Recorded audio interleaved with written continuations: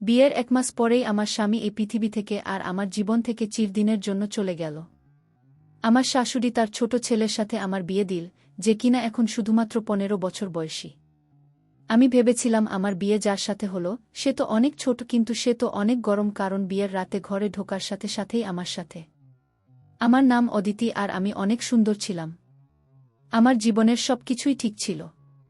আমার এমন মনে হতো যেন আমার জীবনে আর হয়তো কখনো কিছু খারাপ হবে না, কেননা আমি কখনো কোনো খারাপ কাজ করতাম না। কিন্তু আমাদের জীবন সম্পর্কে এরকম ভাবা উচিত না, সেটাই হয় যেটা কপালে লেখা থাকে। আমার মা এই দুনিয়ায় ছিল না। আমার একটা দ্বিতীয় মা ছিল। আমার বাবা ঘরে বেশি মনোযোগ দিত না।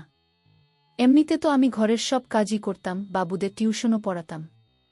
এজন্য সবাই আমাকে বলতো যে তোমার মা কখনো তোমার বিয়ে হতে দেবে না। প্রথমত সে একটা কাজের মেয়ে পেয়ে গেছে, তার উপরে 5,000 টাকা করে তুমি রোজগার করো। কিন্তু বাড়িতে বাবার কথাই চলত। বাবা যেটা বলতো সেটাই হতো। আর এই জন্যই মনে হয় বিশ্বাসটা পরিবর্তন গিয়েছিল। আমি 5,000 থেকে 10,000 টাকা পর্যন্ত অনেক আরাম করে কামিয়ে নিতাম, যেটা কিনা আমি আমার মাকে দিয়ে দিতাম। কিন্তু তাও একদিন আমাকে আমার মা বলল, তোমার জন্য বিয়ের পাত্র দেখেছি। আমি অবাক হয়ে গিয়েছিলাম। আমি ভাবলাম হয়তো মজা করছে, কিন্তু সে আমাকে এটা বলেনি যে তোমার জন্য পাত্র যেখানে ঠিক হয়েছে তারা তোমাকে দেখতে আসছে। সে বলেছিল যে তোমার জন্য বিয়ের পাত্র দেখা হয়ে গেছে, কথাও ঠিক হয়ে গেছে। তুমি বিয়ের জন্য রেডি হও, 1 মাসের মধ্যে তোমার বিয়ে হয়ে যাবে। আমি অবাক ছিলাম, কিন্তু মনে মনে খুশিও ছিলাম, কেননা আমার জীবনের একটা নতুন পর্ব আসতে চলেছে। আমি তো মন থেকে এই কথাটা বের করেই দিয়েছিলাম যে আমার বিয়ে হবে, কেননা আমি ভাবতাম আমার মা কখনো আমার বিয়ে দিবে না।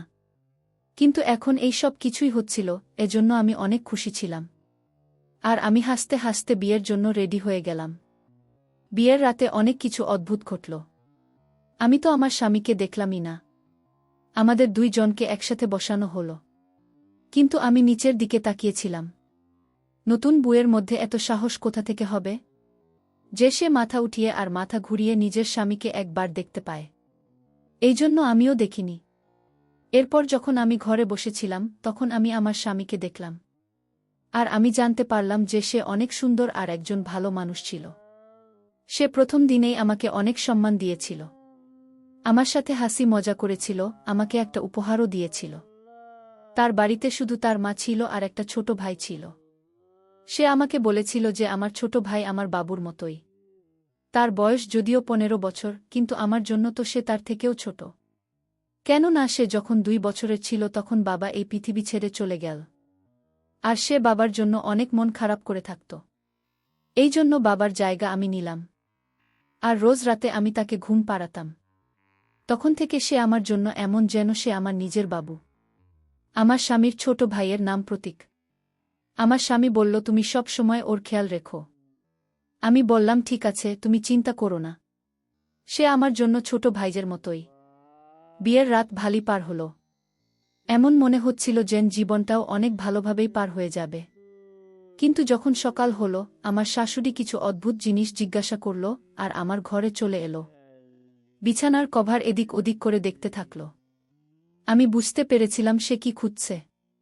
তারপরে আমাকে অদ্ভুত অদ্ভুত প্রশ্ন জিজ্ঞাসা করতে থাকল। আমি তাকে বলে দিলাম আর তারপরে সে নিশ্চিন্ত হল। আমার এত লজ্জা পেল, আমি লজ্জায় ঘেমে গিয়েছিলাম। আমি ভাবতে থাকলাম, মহিলারা এরকম আচরণ কেন করে? তার নিজের তো কোনো মেয়ে ছিল না। যদি তার নিজের মেয়ের সাথে এই সব কিছু হতো তাহলে তার কেমন মনে হতো? আমি বিশ্বাস করতাম যে এটা অনুষ্ঠান নয়, এটা মহিলাদের উপর সন্দেহ করা, যে বিয়ের আগে আর কারোর সাথে তার সম্পর্ক ছিল কিনা। আর বিয়ের আগে অন্য কারোর সাথে সে শুয়ে আসেনি তো? তারপরে আমি আমার মেয়ের সাথে এই সব কিছু হতো তাহলে তার কেমন মনে হতো? আমি বিশ্বাস করতাম যে এটা অনুষ্ঠান নয়, এটা মহিলাদের উপরে সন্দেহ করা যে বিয়ের আগে আর কারোর সাথে তার সম্পর্ক ছিল কিনা। আর বিয়ের আগে অন্য কারোর সাথে সে শুয়ে আসেনি তো? তারপরে আমি আমার স্বামীর ছোট ভাইয়ের কাছে কিছুক্ষণ বসে গেলাম। আমার শাশুড়ি বলল যে তুমি এইবার তৈরি হয়ে নাও, রোজ তোমাকে দেখতে আত্মীয় স্বজন আসবে। বিয়ে যেহেতু এত আয়োজন করে হয়েছে, যখন কিনা এত পয়সাও ছিল না, কিন্তু আস্তে আস্তে করে সমস্ত লোকে তোমাকে দেখতে আসবে, আর তোমার মুখ দেখে তারা যা কিছু পয়সা দেবে সেগুলো আমাকে দিও। আমি বললাম, ঠিক আছে। আমার শাশুড়ি বংশ পরস্পরের চালিয়ে যাওয়া শাশুড়ির মতো ছিল। কিন্তু আমার স্বামীর ছোট ভাই ভালো ছিল। প্রথমে আমার সাথে হাসি মজা করতে থাকল। তারপরে সে অন্য রকমের কথা বলতে শুরু করল। আমাকে জিজ্ঞাসা করল, তুমি আর দাদা কি করছিলে? আমি বললাম, আমরা কথা বলছিলাম। সে বলল, তোমরা তাড়াতাড়ি শুয়ে পড়েছিলে, তোমাদের ঘরের লাইট বন্ধ হয়ে গিয়েছিল, আমি দেখেছিলাম। আমি অবাক হয়ে গেলাম। আমি বুঝলাম ও আমাদের ঘরের বাইরে বসেছিল। ও আমাদের কথা শুনে নেয়নি তো? আমি অনেক লজ্জায় পড়ে গেলাম। কিন্তু সে কথা বলতে থাকল। এমন করে বলতে থাকল যেন সে কিছু জানেই না। এজন্য আমি আর বেশি কথা বাড়ালাম না। সে বলতে থাকল, তুমি কোথায় ঘুমাও? দাদা কোথায় ঘুমায়? আমি কিছু বুঝতে পারছি না, একে আমি কি জবাব দেব? তারপরে জিজ্ঞেস করতে থাকল, তোমরা দুইজন কি একসাথে ঘুমাও? আমি অনেক লজ্জায় পড়ে গেলাম। সন্ধ্যাবেলায় আমি আমার স্বামীকে এই কথাটা যখন বললাম, যে সে এইভাবে আমাকে প্রশ্ন করছিল। অদ্ভুত কথা। এত ছোট বাবুর মাথায় এত প্রশ্ন? আমার স্বামী বলল, আমি তোমাকে বলেছিলাম তো, তার খেয়াল রাখতে হবে তোমাকে। তুমি প্রথম দিনেই তার অভিযোগ আমাকে জানাচ্ছ? আমি বললাম, আমি অভিযোগ জানাচ্ছি না, কিন্তু আজকালকার বাবুদের মাথায় এই ধরনের প্রশ্ন আসা তো উচিত নয়। আমার স্বামী বলল, সে তোমাকে এমন কিছু প্রশ্ন করেনি। ওইসব ভেবে প্রশ্ন করেনি, এই বয়সে এই ধরনের জিজ্ঞাসা মনের মধ্যে আসে। মানুষ জিজ্ঞাসা করতেই পারে। আমার ভাই অনেক নিরীহ। তার খেয়াল রাখতে বলেছিলাম আমি, তার দুর্বলতা বা ভুলগুলো খুঁজে খুঁজে বের করতে বলিনি। সে তোমার আগে ঘুরতে থাকে, বৌদি বৌদি করে, তার মুখ কখনো হাঁপায় না, আর তুমি এক যে ওর জন্য এরকম ধরনের চিন্তাভাবনা রাখো। আমি তো অবাক হয়ে গেলাম যে আমার স্বামীর কি হয়ে গিয়েছিল। সে সত্যিই নিজের ভাইয়ের বিষয়ে অনেক বেশি নরম আর আবেগপ্রবণ ছিল।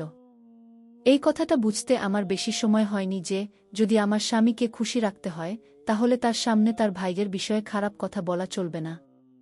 না হলে তার খারাপ মনে হতে পারে। এরপরে আমি এরকম কিছুই বলতাম না। আমাদের বিয়ে হয়েছে মাত্র 1 সপ্তাহ হল, আমার স্বামী সোজাসাপটা মানুষ ছিল না। সে আমার সাথে দারুণভাবে উপভোগ করত। সে আমাকে ছাড়তেই চাইত না। একদিন তো সকালবেলায় আমার শাশুড়ি আমাকে ডেকে ডেকে শেষ, কিন্তু আমার স্বামী তার কাছ থেকে আমাকে উঠতেই দিচ্ছিল না। সে বলছিল, আমার সাথে ভালো ভালো কথা বলো। আমার চোখের দিকে তাকাও, তুমি কি কখনো নাটক দেখনি? যেমন নাটকের হিরো হিরোইন একে অপরের সাথে বসে কথা বলে, তেমন তুমি আমার কাছে বসে থাকো। আমি বললাম, তোমার মা আমাকে ডাকছে। হয়তো কাজ আছে, কেননা 10টা বেজে গেছে। সকালের 4টে বা 5টা তো বাজেনি। কিন্তু আমার স্বামী আমার সাথে কথাই বলতে থাকছিল। আর তারপরে সেটাই হলো, আমার শাশুড়ি আমাকে বকা দিল। আমি এইসব লোকেদের বুঝতে পারছিলাম না। এরা একটু অদ্ভুত ছিল। আমার শাশুড়ি বলে দিল, তুমি তো আসতেই আমার ছেলেকে নিজের আঙ্গুলের সাথে নিয়েছ। তুমি ছাড়া তো সে আর কিছু দেখতেই পায় না। আমি বললাম, এরকম তো কোনো বিষয় না। এবার সে যদি নিজে থেকেই আমার সাথে সাথে থাকে, তাহলে আমি কি করতে পারি? কিন্তু আমার স্বামী আমাকে বলেছিল আমার মায়ের সব সময় খেয়াল রাখবে, তাকে খুশি রাখবে, এজন্য আমি সব ঘরের কাজ ভালোভাবে করতাম। কখনো কিছুই বলতাম না। কোনো জবাব দিতাম না। আর যদি জবাব দিতাম, অন্যভাবে দিতাম, যাতে সে রাগ না করে। আমার বিয়ে হয়েছে এখনো 1 মাসও হয়নি, যখন আমি একটা খারাপ খবর পেলাম যে আমার স্বামী এই দুনিয়া থেকেই চলে গেছে। এরপরে আমরা অনেক বেশি সমস্যার মধ্যে পড়ে গেলাম। আর ভাবতে থাকলাম এটা মিথ্যে খবর, কিন্তু যখন মৃত মানুষটাকে বাড়িতে আনা হলো, আমাদের তখন হুঁশ উড়ে গেল, আর আমার শাশুড়ি, আমার স্বামীর ছোট ভাই আর আমি অনেক খারাপভাবে আওয়াজ করতে থাকলাম। কান্না করতে থাকলাম। আমরা প্রার্থনা করছিলাম যে এই খবরটা যেন মিথ্যা হয়। কিন্তু আমার স্বামী এই দুনিয়া থেকে সত্যিই চলে গিয়েছিল, এই দুঃখটা আমার জন্য অনেক বড় শক ছিল। আমার মা বাবা বলেছিল, বাড়িতেই থাকো। এরপরে আমরা তোমাকে গিয়ে নিয়ে আসব। আমি কাঁদতাম আর যন্ত্রণা আওয়াজ করতাম। আর আমার শাশুড়ি আমাকে বলতো যে, তুই এসেছিস ওই জন্য আমার ছেলেকে খেয়ে নিয়েছিস, তুই খারাপ মহিলা। এই ঘরের সম্পদ চলে গেল, আমার ছেলে চলে গেল, সবকিছু শেষ হয়ে গেল, সবকিছু শেষ হয়ে গেল, তুই এইসব কি করলি? এই 4 মাসে আমি শুধুমাত্র কথা শুনতে শুনতেই পার করে দিলাম। কিন্তু তারপরে সময় শেষ হয়ে গেল। তখন আমি এটা ভেবেই চিন্তা শেষ করে দিলাম যে এইবার আমি আমার কাছের মানুষদের কাছে চলে যাব। এমনিতেও এইবার আমার জীবনে খুশি থাকার জন্য আর কি বা ছিল? নিজের মাও তো ছিল না। ছিল দ্বিতীয় মা। যখন আমার বাবা আর আমার দ্বিতীয় মা আমাকে ফেরত নিতে আসলো, তখন আমার শাশুড়ি এমন একটা কথা বলল যেটা শুনে সবাই অবাক হয়ে গেল। আমার শাশুড়ি বলল, আমি একে ফেরত পাঠাতে পারব না। এ আমার ছেলের বিধবা বউ। আমার বাবা বলল, আপনার ছেলে তো এই দুনিয়াতেই রইল না, তাহলে এখানে থেকে কি করবে? কিন্তু আমার শাশুড়ি বলতে থাকল, ওর জন্যই তো আমার ছেলে এই পৃথিবী ছেড়ে চলে গেছে। আর এইবার ও এখান থেকে চলে যাবে? আমার বাড়িতে রোজগার করার কেউ নেই। একা আমার ছোট ছেলে আছে যে স্কুলে পড়ে। তাহলে কি আমরা না খেয়ে শেষ হয়ে যাব? কে আমার ছেলের জায়গা রোজগার করবে? আর কে আমাদের খরচা চালাবে? আমার বাবা বলল যে এটা অনেক খারাপ একটা কথা। এরকম হওয়া উচিত না। তখন শাশুড়ি জোর করতে থাকল, আর আমার বাবা ও শাশুড়ির মাঝে ঝগড়া হয়ে গেল। অনেক তর্ক হল, কখনো কথা এদিক গেল তো কখনো ওদিকে। যখন আমাকে জিজ্ঞাসা করা হলো, স্বাভাবিকভাবে আমি ফেরত যেতে চাইছিলাম। আমারও এই বাড়ির মধ্যে দম বন্ধ হয়ে যেত। কিন্তু আমার শাশুড়ি বলেছিল, এখান থেকে যাবে না।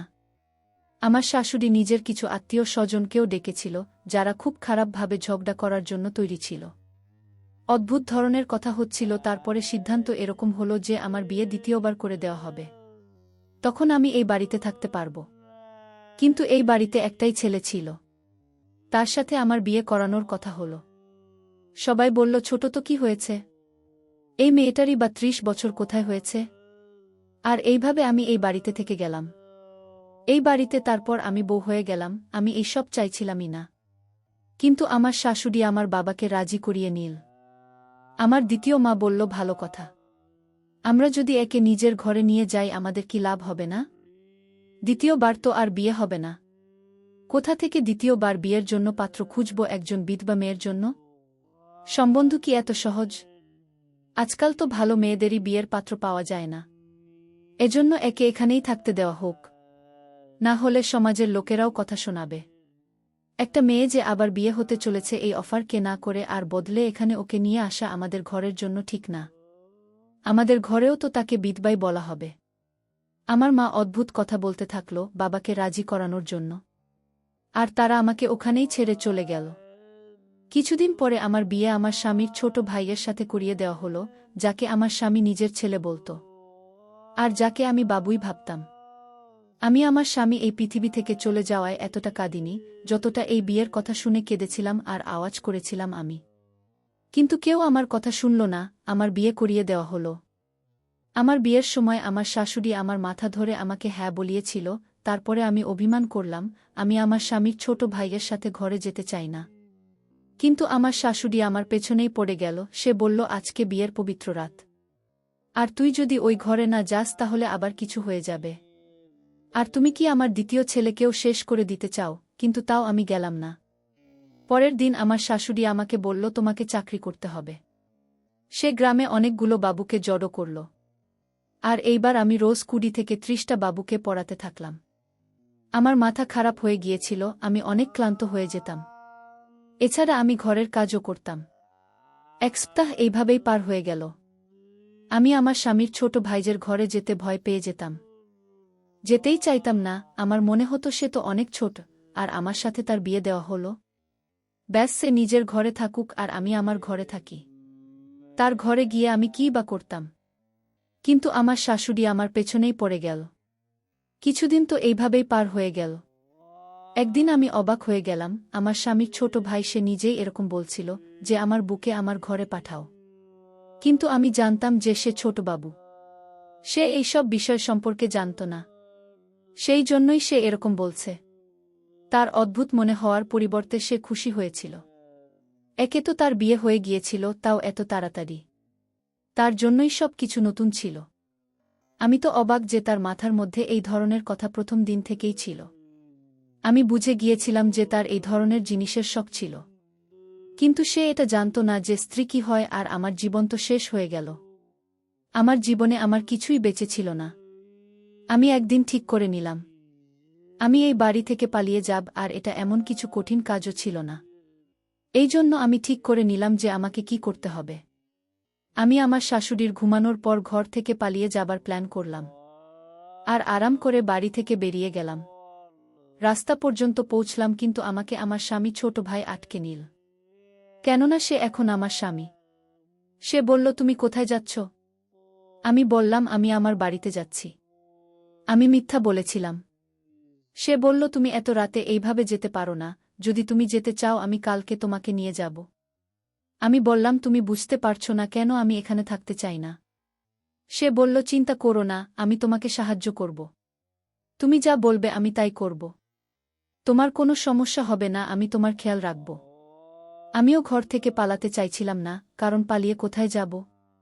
একবার যদি পালিয়ে যেতাম তাহলে আমার উপরে দাগ লেগে যেত যে এ ঘর থেকে পালিয়ে গেছে। আমি একজন সম্মানীয় মা বাবার মেয়ে ছিলাম। আমি সব জীবন অনেক সম্মানের সাথেই পার করছি। আমি মানলাম বাবা এইবার আমাকে অনেক বিরক্ত করেছে, কিন্তু আমি আমার মায়ের নাম কি করে বদনাম করতে পারি? আমি আবার কাঁদতে থাকলাম আর নিজের স্বামীর সাথে বাড়িতে চলে এলাম। আমি এরকম স্বামী চাইনি। আমার ইচ্ছাই করত না যে তাকে আমি আমার স্বামী বলি। সকালবেলা এই খবরটা আমার শাশুড়ির কাছে গেল। কিন্তু আমার স্বামীর ছোট ভাই সবকিছু সামলে নিল। না হলে আমি আবার বকা খেতাম, আর আমি এরকমটা চাইছিলামও না। তারপরে আমার শাশুড়ির বসে বসে না জানি কি হলো, সে হঠাৎ করে আওয়াজ করতে শুরু করল। সে বলল আজ তো তুমি আমার ছেলের ঘরে অবশ্যই যাবে। তুমি মজা বানিয়ে রেখে দিয়েছ। আর এইভাবে ঘরের মধ্যেও উন্নতি হবে। তুমি তার বউ। স্বামী বউ একসাথেই তো থাকবে, নাকি আলাদা আলাদা থাকবে? এই ব্যাপারটা একদম ভালো না। শাশুড়ি আবার আমাকে জোর দিয়ে বউ সাজতে বলল। আমাকে বউ সাজিয়ে ঘরের মধ্যে পাঠানো হলো। এক মুহূর্তে আমি ভাবলাম ভিতরে গিয়ে ঘরে তালা দিই, কিন্তু আমি এমনটা করতে পারলাম না। কেননা আমার শাশুড়ি প্রথমেই দরজা খুলে দিল। কিছুক্ষণ পরে আমার স্বামীর ছোট ভাই ঘরে আসল। আমি বললাম এ তো ছোট বাবু। একে ভয় দেখিয়ে ঘুম পাড়িয়ে দেব। আমার চিন্তায় থাকার প্রয়োজন নেই। আমার শাশুড়িও খুশি আর আমিও খুশি। আর কেউ জানতেও পারবে না যে ঘরের ভিতরে কি হয়েছে। কিন্তু আমি অবাক হতে থাকলাম। এই কথাটা আমার মাথায় আগে আসেনি কেন? সে আমাকে বলল তুমি অনেক মিষ্টি। আমি বললাম ঠিক আছে তুমি এবার ঘুমিয়ে পড়ো, আর আমি মেকআপ উঠাতে শুরু করলাম। সে বলল তোমাকে অনেক ভালো দেখাচ্ছে। আমি বললাম আমি ভালো হই বা খারাপ এতে তোমার কোনো কাজ নেই। চুপ করে শুয়ে পড়ো। আমি তাকে শেষবার বললাম, কিন্তু বউয়ের মতো না, বরং তার মায়ের মতো করে তাকে বকে ঘুমিয়ে পড়তে বললাম। কিন্তু সে আমাকে অদ্ভুত চোখে দেখতে থাকল, যে রকমভাবে কেউ আমাকে দেখেনি। আমি বললাম আমার মুখ কেন দেখছ? চুপচাপ ঘুমিয়ে যাও।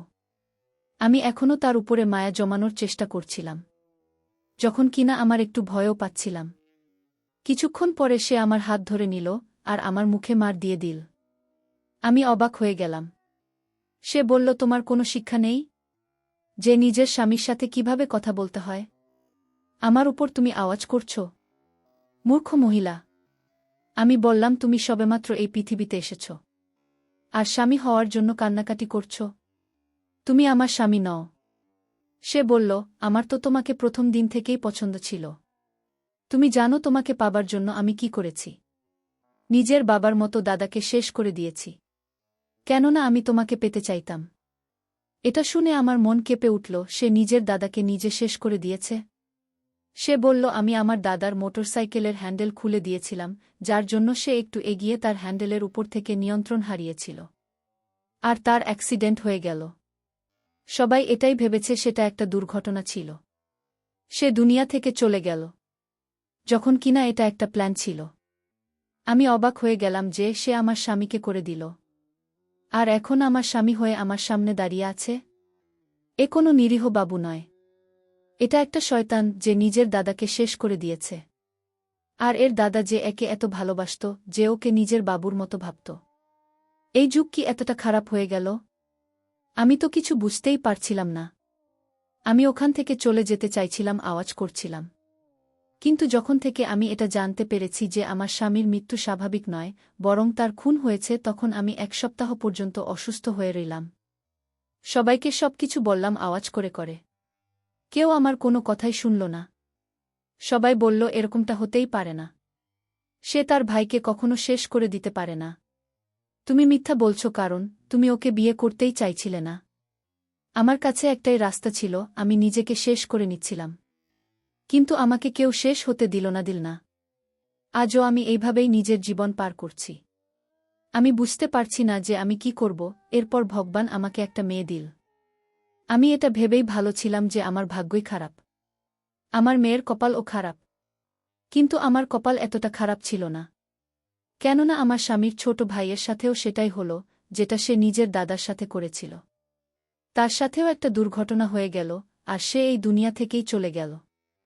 এটা আমার শাশুড়ি মেনে নিতে পারল না, আর সেও এই পৃথিবী ছেড়ে চলে যান। তারপরে সব ঘরটা আমার হয়ে গেল। এবার আমি আমার মেয়ের সাথে থাকি, ছোট বাবুদের টিউশন পড়াই। আমার জীবন এইভাবেই পার হতে থাকল। তার সাথেও একটা দুর্ঘটনা হয়ে গেল, আর সে এই দুনিয়া থেকেই চলে গেল। এটা আমার শাশুড়ি মেনে নিতে পারল না, আর সেও এই পৃথিবী ছেড়ে চলে যান। তারপরে সব ঘরটা আমার হয়ে গেল। এবার আমি আমার মেয়ের সাথে থাকি, ছোট বাবুদের টিউশন পড়াই। আমার জীবন এইভাবেই পার হতে থাকল। আমি কখনো ভাবিনি আমার সাথে এত কিছু হয়ে যাবে, কিন্তু তাও এত কিছু হয়ে গেল। আমি আমার স্বামীকে অনেক মনে করি, তার কথা আমার অনেক মনে পড়ে। আর আজ যদি সে থাকত তাহলে এত কিছু ঘটত না। বন্ধুরা, আমাদের এই গল্পটি যদি ভালো হয়ে থাকে লাইক, কমেন্ট, শেয়ার ও সাবস্ক্রাইব করে আমাদের পাশেই থাকবেন। ধন্যবাদ, সবাই ভালো থাকবেন।